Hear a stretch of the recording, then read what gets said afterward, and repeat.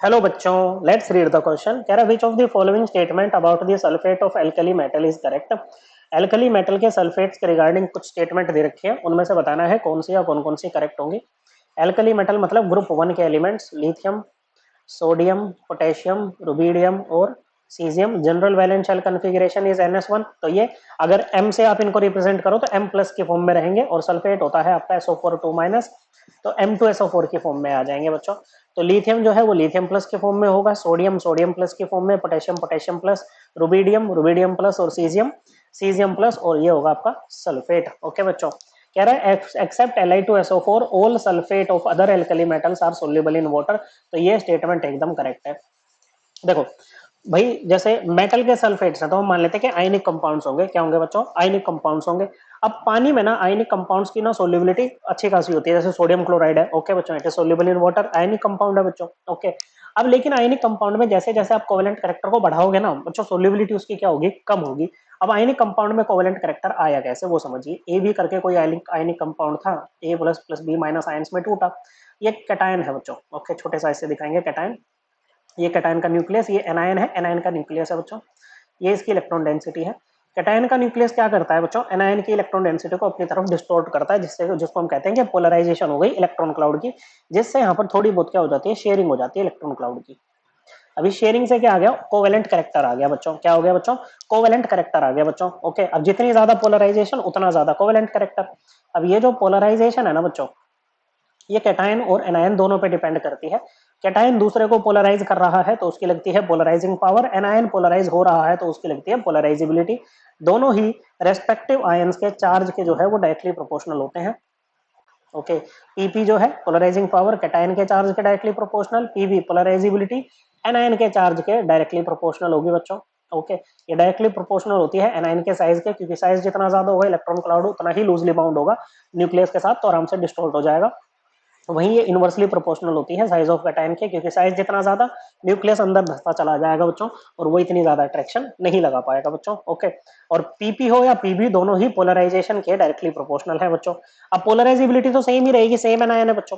अब down the group move करते हैं तो हर स्टेप पे एक एडिशनल शेल ऐड होने के कारण साइज क्या करता है बच्चों? इंक्रीज करता है। क्या करता है बच्चों? साइज यहाँ पर इंक्रीज करता है। ओके बच्चों, अब अगर साइज इंक्रीज करेगा तो क्या होगा? सीजियम प्लस की जो पोलराइजिंग पावर होगी, देखो चार्ज तो सभी में सेम है। ओके बच्चों, तो ऐसे में ये होगा जो सीजियम प्लस की पोलराइजिंग पावर है वो क्या होगी बच्चों? मिनिमम होगी सभी में। ओके बच्चों, और इसकी मैक्सिमम होगी लिथियम प्लस की। ओके बच्चों, तो आपका जो Li2SO4 बना है ये मैक्सिमम कोवेलेंट होगा, या को इसके पास में मैक्सिमम कोवेलेंट कैरेक्टर होगा बच्चों। और CS2SO4 के साथ में के पास में क्या होगा? मिनिमम कोवेलेंट कैरेक्टर होगा बच्चों। तो डाउन द ग्रुप मूव कर रहे हैं तो कोवेलेंट कैरेक्टर डिक्रीज कर रहा है बच्चों, आयनिक कैरेक्टर इंक्रीज कर रहा है बच्चों। तो सोल्यूबिलिटी भी क्या करेगी? इंक्रीज करेगी, और Li2SO4 जो है वो सोल्यूबल ही नहीं होता है पानी में। तो ये स्टेटमेंट करेक्ट है बच्चों। ओके, फिर कह रहा है all sulphate salts of alkali metal. Okay, ये sulphate salt metal sulphates except lithium sulphate forms alum. Okay बच्चों, सारे के सारे जो आपके एल्कली मेटल के सल्फेट है ना वो एलम बनाते हैं। ओके बच्चों, बस लिथियम सल्फेट नहीं बनाता है। एलम क्या होता है? It is a type of chemical compound usually a hydrated double salt of aluminium.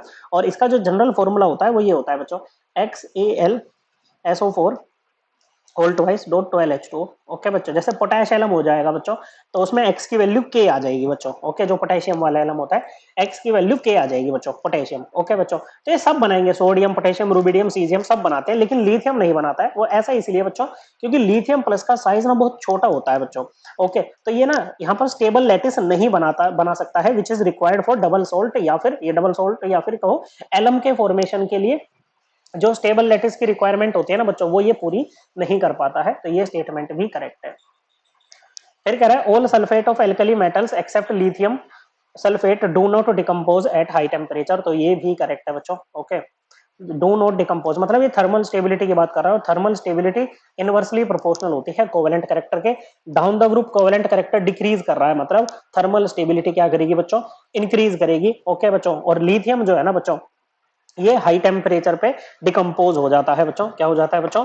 ये हाई टेम्परेचर पे डिकम्पोज हो जाता है। ओके बच्चों, तो ये वाली जो स्टेटमेंट है ये क्या हो जाएगी बच्चों, ये भी करेक्ट हो जाएगी बच्चों, क्या हो जाएगी बच्चों, ये वाली स्टेटमेंट भी आपकी करेक्ट हो जाएगी। ओके बच्चों, ये हाई टेम्परेचर पे जो आपका Li2SO4 है ना बच्चों, ये क्या देता है बच्चों, Li2SO3 और साथ में O2 ये देता है।